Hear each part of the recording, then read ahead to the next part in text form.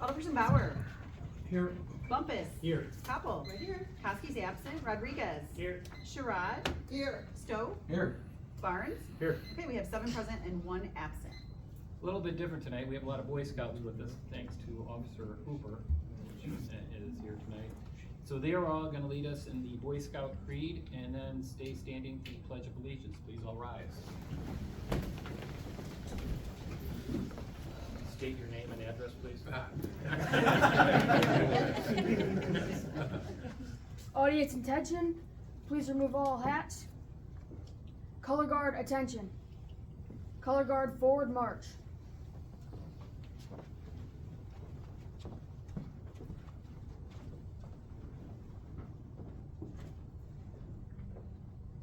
Color guard halt. Color guard post the colors.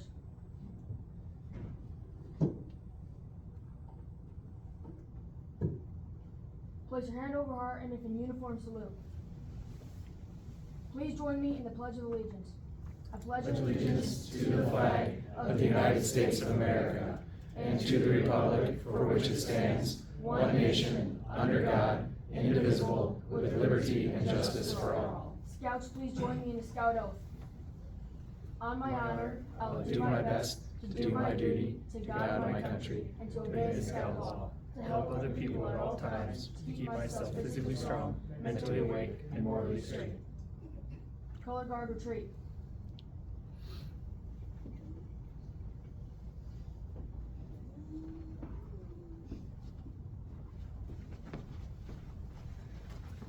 Color guard halt. Color guard at ease. Color guard assembly at ease. You may sit down. Thank you. Thank you very much.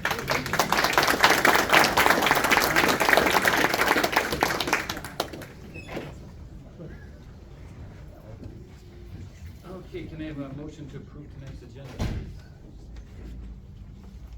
So moved. I'll second.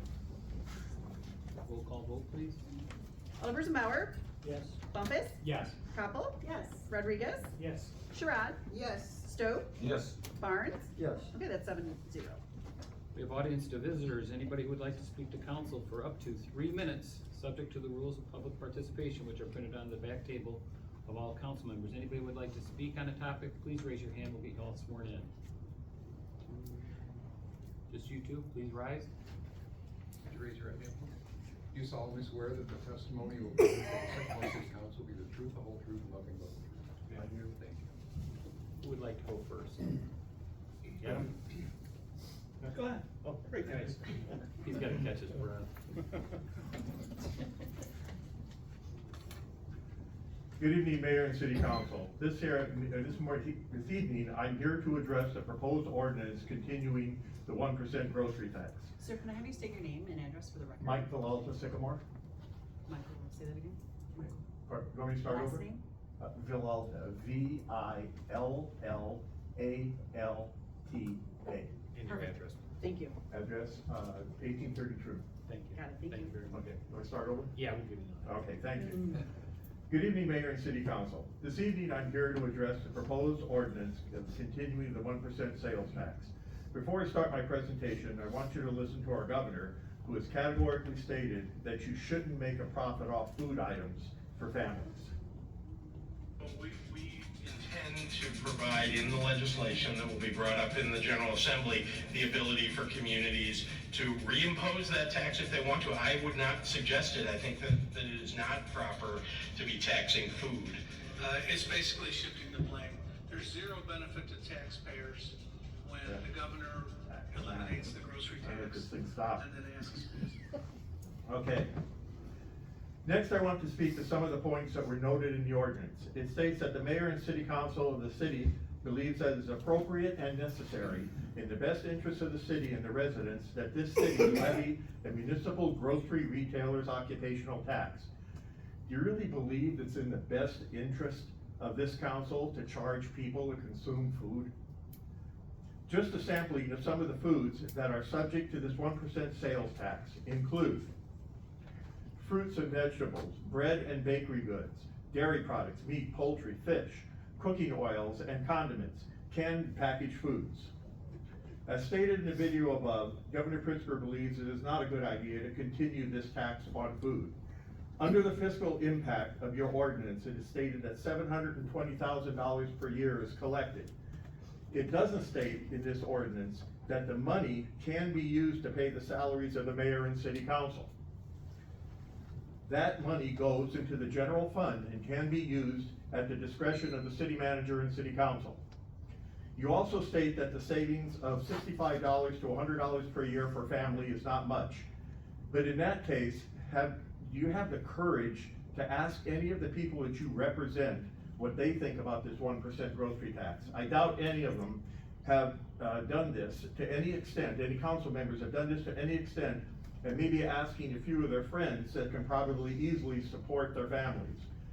If you want to be fair about this, this is a tax. Whether in place or not, it's still an additional tax that should be approved by the people on the ballot measure.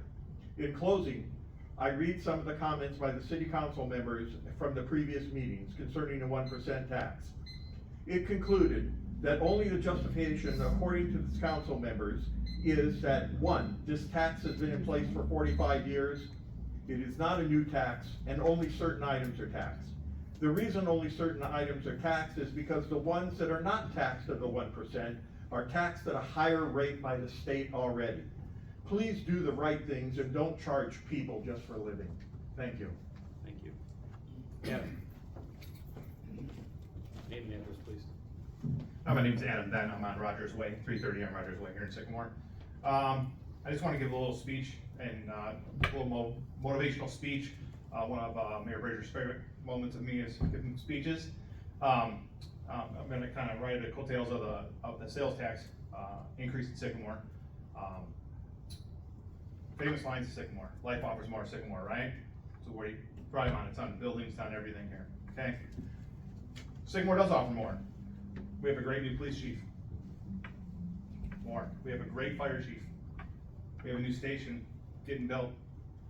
He was able to find us a great engine too. He was able to find us a ladder truck.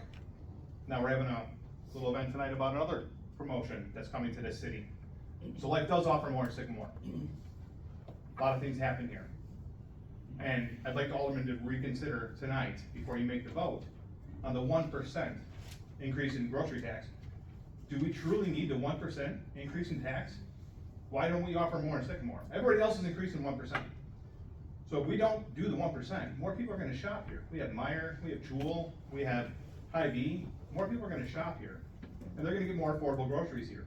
So we're gonna be making more money anyways, because people are gonna shop here because we're not implementing this tax like the other cities. So why don't we offer more in Sycamore, like it says right outside the building, and then we say here, and we are doing in the city, and not raise that tax? Leave it where it's at. The state has already said they're gonna implement it back next year anyways, so then we're gonna be paying 2%. So what are we doing? Why don't we offer more in Sycamore and not have this tax? Think about this. Is it worth it? What's the 1% gonna do? Except make people shop in other areas where it's not, because other people will come here to save that money. So I'm just asking the alderman to think about it. And there's a lot of new people here, and I know Alderman Bumpus, I love seeing you up here because you think about things and you really pay attention and analyze, and you come up with an analyzation before you come up with something. And Alderman Barnes, same thing. And a lot of the other guys up here too, but I'd really like you guys to think about this, and I know a lot of things are kind of decided beforehand that, is this gonna happen, but, you still have a voice tonight before it has to be done. And, I don't think you guys should do it. I think you guys should say no and let it stand and let more people shop in Sycamore and enjoy what we have here in Sycamore. And we just keep growing because, like it says right outside, life offers more in Sycamore, right? Thank you. Thanks, Jeff. Okay, council consent agenda. Your Honor, I'll move that we approve the consent agenda, including the meeting minutes from our last meeting on June 16th, 2025, and also including payment of the bills for July 7th of $1,486,583.90, as well payment of the bills for today, July 21st, 2025, in the amount of $1,355,999.90. $833.57. Second. Thank you. Roll call vote, please. Alderperson Bauer, Yes. Bumpus, Yes. Koppel, Yes. Rodriguez, Yes. Sherrod, Yes. Stowe, Yes. Barnes. Yes. Okay, that's 7-0. Thank you, council. We have no appointments tonight, correct? So we will move on to presentation, petitions, and proclamations. Tonight, we have the swearing in and pinning of Ryan Hooper as Deputy Police Chief. Officer Hooper, could you step forward here?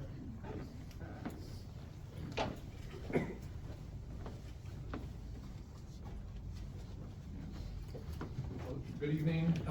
This is a special day for Sycamore Police Department. When I started here, some people asked me whether I would go outside the department to hire a deputy chief. And I was confident that there was talent inside the building at Sycamore Police Department, and I'm pleased to report that the bench is very deep. We have a lot of competent, quality officers, sergeants, deputy chiefs here at Sycamore. And so Sergeant Ryan Hooper is our investigation sergeant. Started with Sycamore Police Department in 2012. Prior to that, he worked for the North Aurora Police Department. And prior to that, worked for DeKalb County Sheriff's Office. So DeKalb high school graduate, NIU graduate. We're very happy to have him. He stood out to me as far as integrity, work ethic, performance, and community engagement, as you can see, evident by the Boy Scouts here tonight. That he was a clear choice to be the next deputy chief for Sycamore Police Department. So with that, I'd ask the city clerk to swear him in. I believe his wife Tracy's going to pin his badge on him. Yes. So, all right.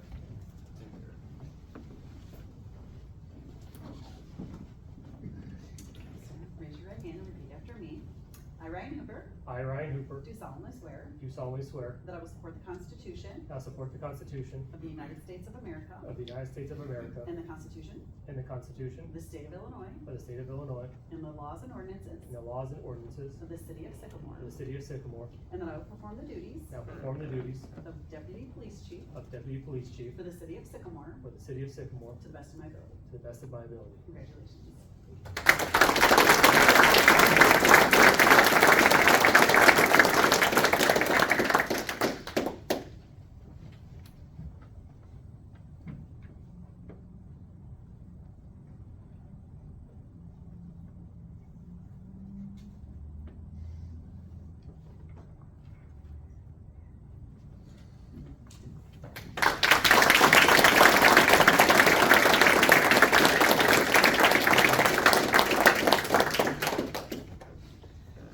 Thank you, Chief. I'm, honored by this appointment with the city. I look forward to serving the city, the citizens, and all those who travel and visit to the best of our ability, and continue the great work that our department has already been doing and that the city's been doing, and to help everyone who comes to our city and lives in our city. So thank you.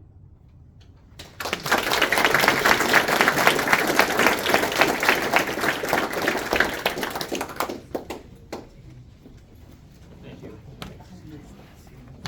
Give everybody a second and Mass exit.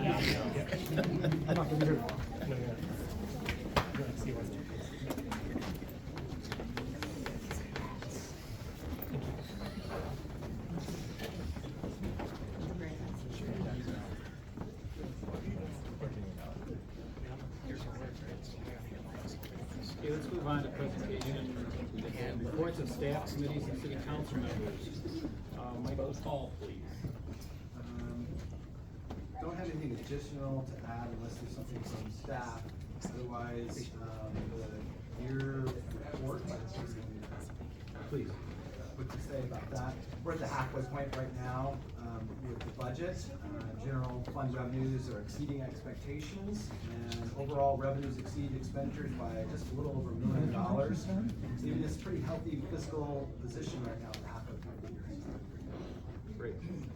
Council, any questions on that, or any of the, any questions for any of the staff? Guys are all good? Thank you.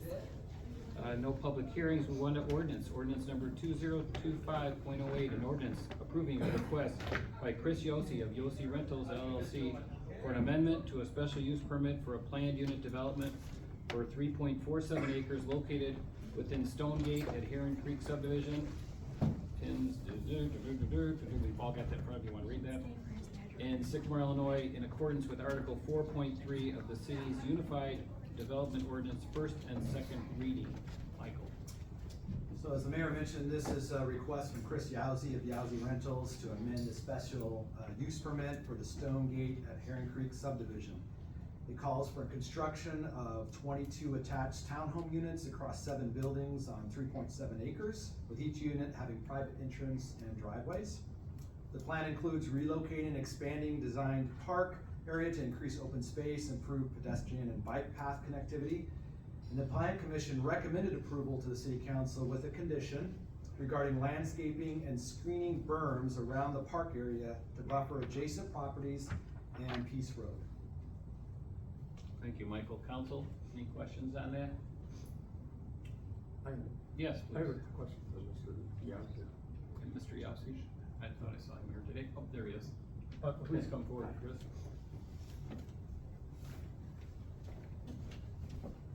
Thank you. Yes, sir. Mark? So, and this is more of a good faith thing. Currently, right now, the first set of buildings, which I think was phase 1, and then what I thought was phase 2 and phase 3, for whatever reason, and it doesn't really matter now, they have separate HOAs. And I happened to, when it was presented originally to the Planning Commission, afterwards I went out to your phase 1 area, and I happened to meet, just by chance, the gentleman that runs your HOAs, a separate firm. And you were traveling at the time. I explained the situation to him, and he said he would talk to you. My point is that for whatever reason, the other buildings right in Clayton Circle there's 2 other HOAs. And the managers of the HOAs, those 2, it's basically, they're out of business. And the 2 HOAs, they don't even have a board. My point is to you, is since you regulate phase 1 and now you're building another one, I'm asking if, in good faith, if you would try to contact those other buildings, people, and try to combine it, make it into one all HOA. I'm not, tying it to this approval. It's just more of a good faith thing. There were a couple complaints. I had a couple complaints from some of the residents out there about that, and I said I would try to do something. So. Thank you for your question, sir. We did not develop phase 1. We bought the property from a former developer. Okay. We did do phase 2 and phase 3. And the reason why there are two separate HOAs is because one is a condominium HOA and one is a townhome HOA. And the challenges with the HOA have really nothing to do other than the fact that the former manager of the HOA, I don't know how to say this delicately, but they basically dropped the ball in several areas. And so some of the owners, myself included, because we still have some units there, have hired a new management company to take that over. Okay. And all the owners with both HOAs have been contacted and been notified about this about 3 or 4 weeks ago. Okay. So that's already in process, and we will be hiring this same firm to take over this association as well. Great. Well, I thank you. Yes, sir. Thank you. Thank you. Council, any other questions? Should we get a follow-up on who that person is then? That's not our responsibility. Oh, thank you, sir. If not, can I have a motion on first reading? I move we waive first reading. Second. We have a first and a second. All in favor? Aye. Opposed? Move we adopt ordinance 2025-08. I'll second. We have a first and a second. Roll call vote, please. I have a question. Oh, I'm sorry, Mark. Does I'm that, sorry, does that include the, added berming recommended by the Planning Commission? Okay, that's in there. Okay, thank you. Roll call vote, please. Alderperson Bauer. Yes. Bumpus. Yes. Koppel. Yes. Rodriguez, Yes. Sherrod, Yes. Stowe, Yes. Barnes. Yes. Okay, then the vote is 7-0. Thank you, council. Ordinance number 2025.10, an ordinance approving a plan development, preliminary development plan and plot in accordance with section 4.4.5.c of the city's Unified Development Ordinance for the property located at 1235 Hathaway Drive in the city of Sycamore, Illinois. First and second reading. Michael Hall, please. So this is a request from Andy Yock, for approval preliminary development plan and plat for the property at 1235 Hathaway. It's located south of the Farm and Fleet, east of Peace Road. The proposal would construct 40 apartment units in a combination of 2, 3, and 4 unit buildings. The project includes sidewalk, park improvements with 176 total parking spaces provided, far exceeding the minimum required. And the development meets high-density residential guidelines in the Sycamore Comprehensive Plan and has been recommended for approval by the Planning Commission. Council, any questions? I do. Yes, Mr. Barnes. That's okay. This is more of a question, maybe for, Mr. Yock, or possibly maybe Mark. My question is that currently, I was out there this afternoon and the land slopes towards the west, which is the natural slope. But right now, rainwater and stormwater all basically absorbs into that. With no retention pond, where would the stormwater and runoff go to? I can answer that. Randy Yock, 38W 304 Deer Path Road, Batavia. We have we did preliminary engineering, so we did a water study in terms of drainage.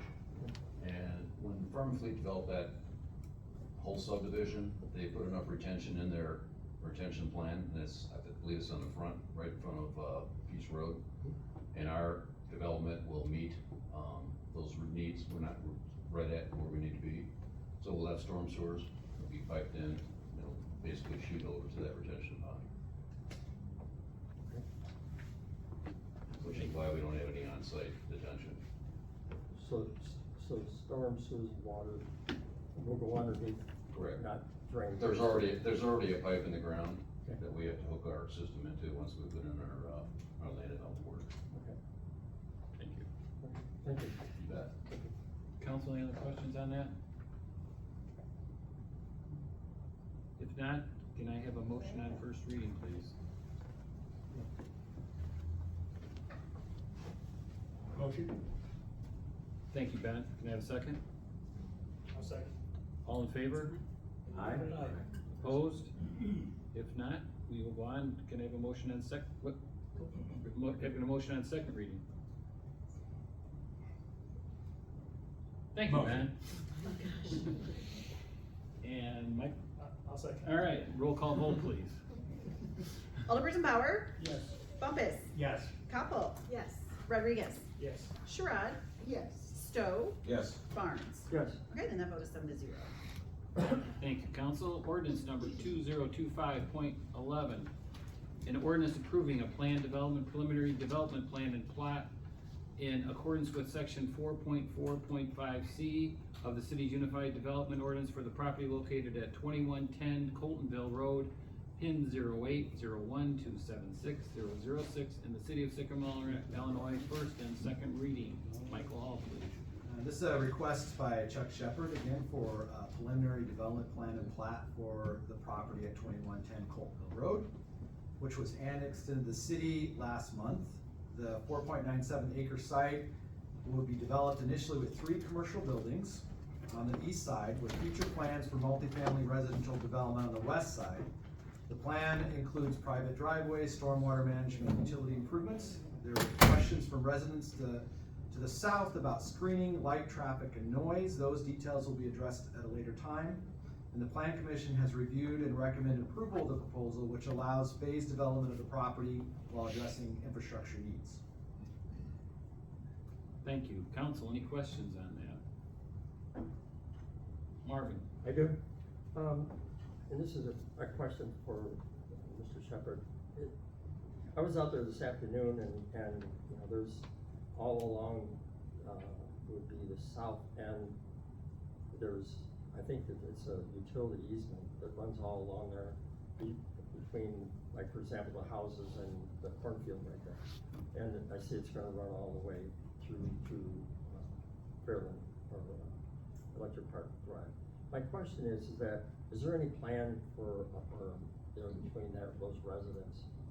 And, cause I didn't see any berm in the plan.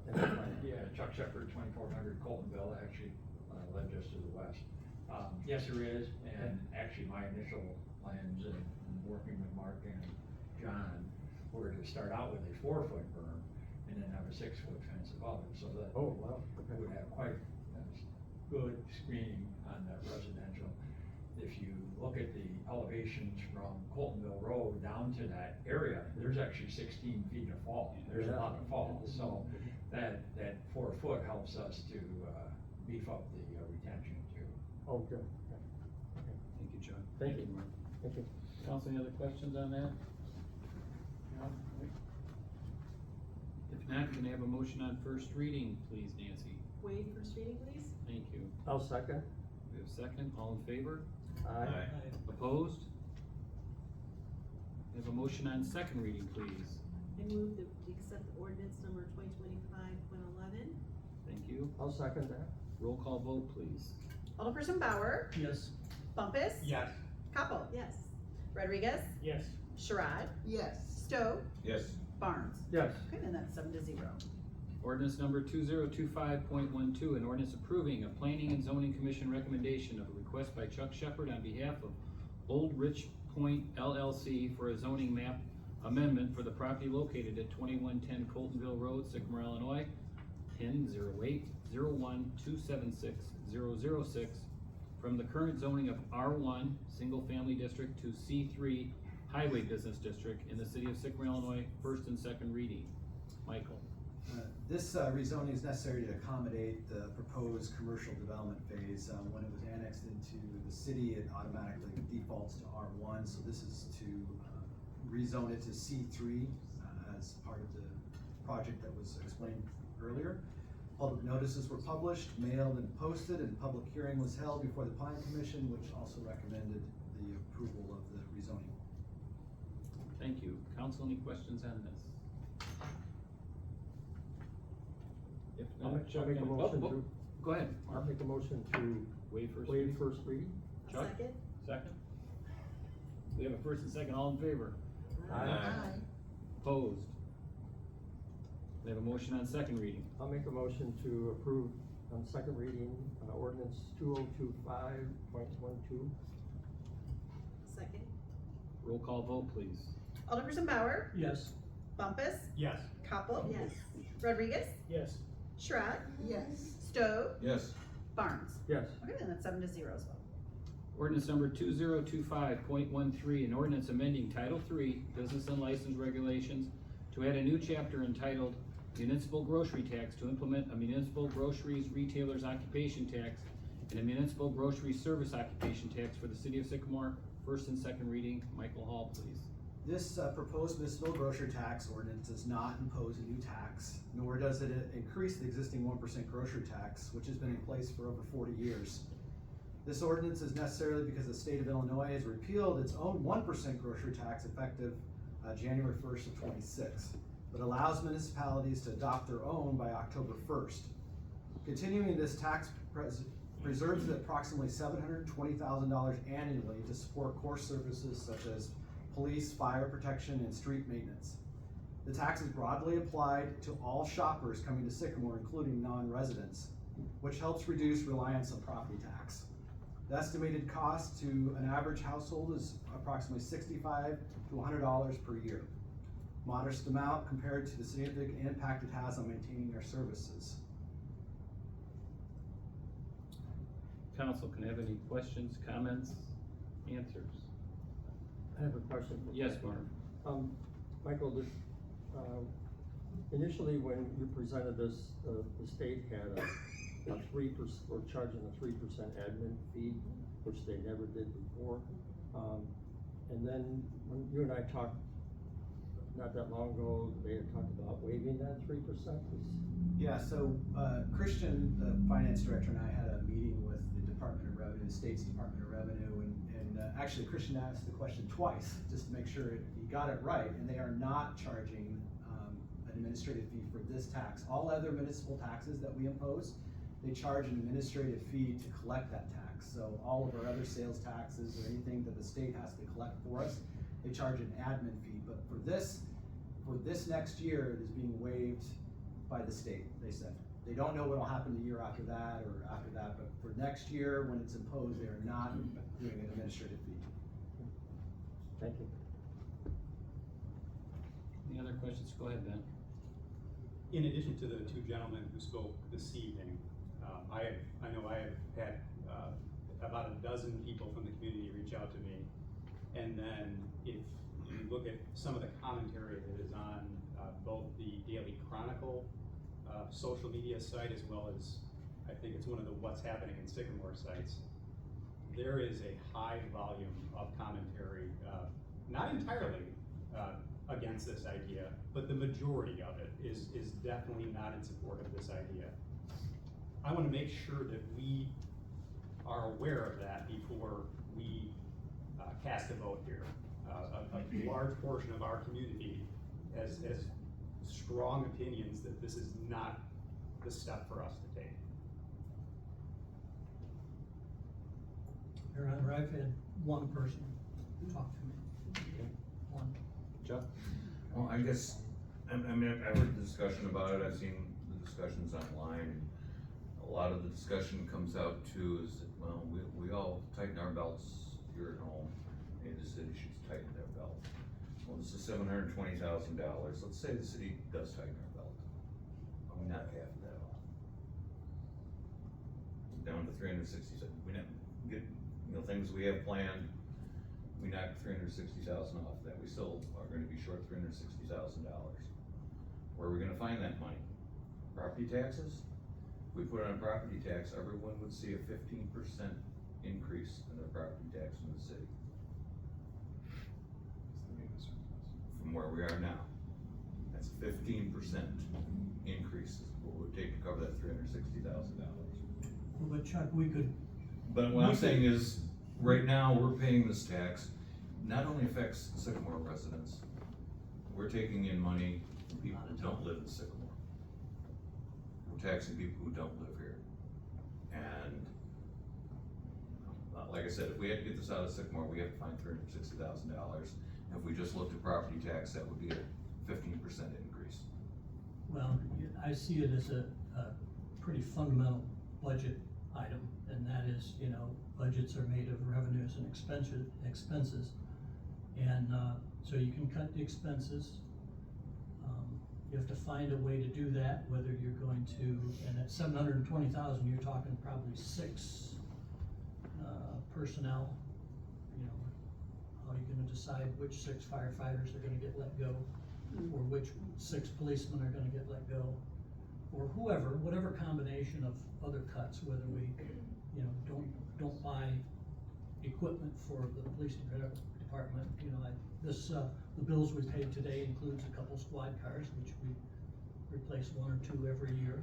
And so, certain things would have to be cut. So you have to decide what you want to do. The other option to the budget is increase your revenue. This is a solution to increase the revenue or replace the revenue the state has taken away. Once again, a kind of an unfunded mandate again from the state. And also, you have the option to implement a utility tax if you want. We don't have a utility tax. Neighboring cities do have utility taxes on their gas and electric. So, considering the options for raising revenue as a rule of the city, we can raise taxes, and I don't like doing it. At least this one seems like the least painful for everyone, and it is.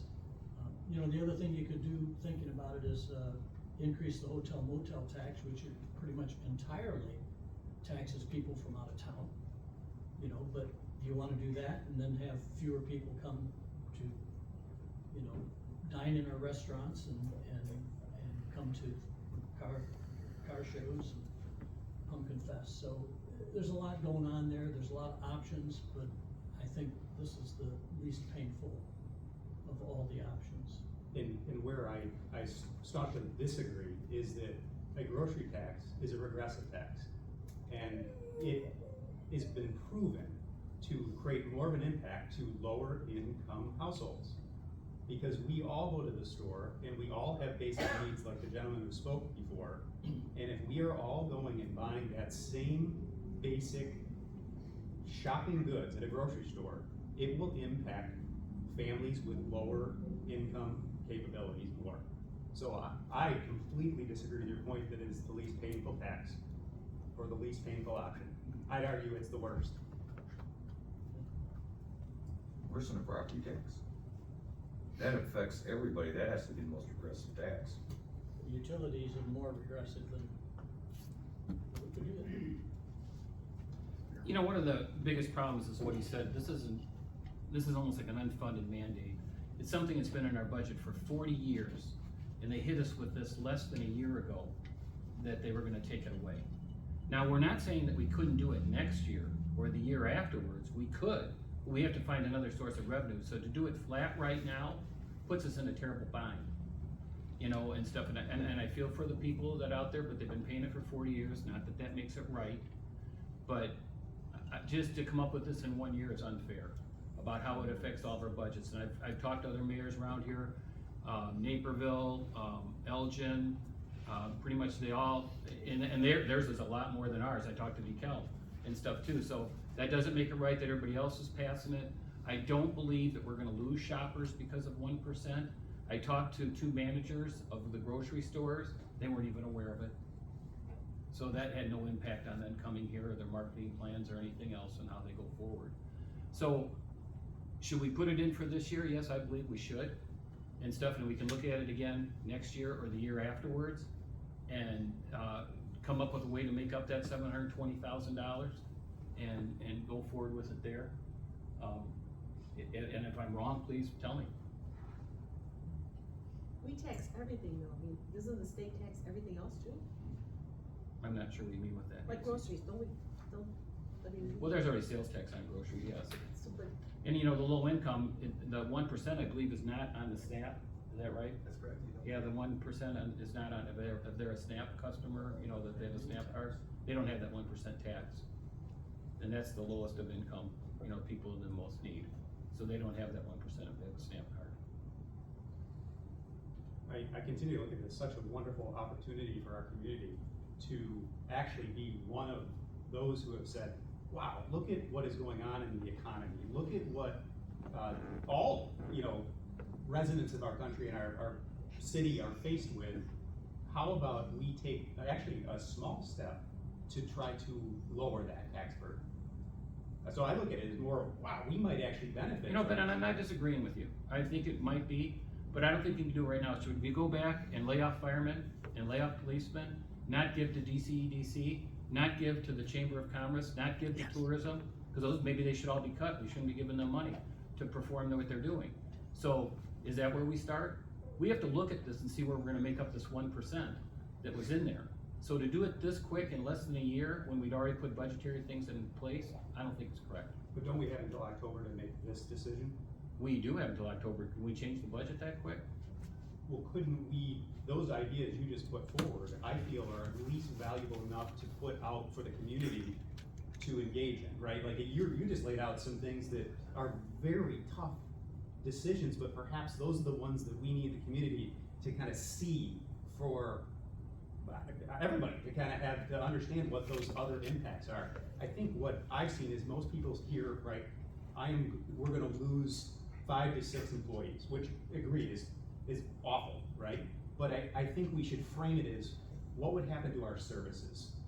Would we see a deterioration in turn times? Would we see a deterioration in all kinds of things? I think we need to frame this for the community on, here are the impacts, here are the true things that we would feel as a community if we made a decision separate from the grocery tax.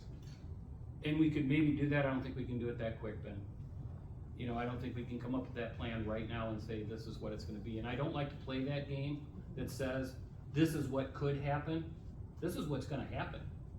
If we have to cut this tax, we're gonna have to let these people go. We're not gonna be able to give to other community events, and orders and stuff too. It's done. I mean, it's part of our budget. It's been part of our budget for 40 years. Until we find another way to put that in there, we need to leave it in there. Your Honor, did I hear someone say that the state is actually considering putting it back in? Yeah. So, Yeah. you And know, then when if they that's put the it case- back in, they're gonna charge us 3%. Well, the other thing is we can, you know, when that happens, we can repeal this ordinance. Yeah. Yeah. It's, we can put it in, we can take it out. And as I stated previously when Michael originally presented this, let's all be honest, it's a political football to make Governor Pritzker for his re-election. It was first day on the TV, a banner went right across the TV that he eliminated the 1% growth tax. I am not in favor of new taxes, but personally myself, as I stated previously, this is just a change of ownership, and so it's a continuation of the existing. So I'm in favor of keeping it. I'm not in favor of new ones, but this is not a new one. This is a continuation, it's just a change of ownership for political reasons. State, to your point, the state brings it back next year, great, you know, then we can repeal ours and hold ours back. I see no problem. But from a community standpoint, all the other communities in our area have voted for this now. I read an article in the Aurora Beacon, Chicago Tribune, and just recently in the Rockford Register Star, the number of towns in this area that have approved it. So I see no reason why we would not continue this. And normally we agree, Marv, on some things, and whether it's a political step for him, I doubt it, because he doesn't need it. You know, that's not in his game plan right now. So I doubt if, you know, maybe that's, you know, to appease somebody, but I don't think that that's Pritzker, and I don't think that's fair for us to say that that's what he's doing. That's fine. Yeah, I know, and stuff, but I want to, you know, be known on that too. Sure.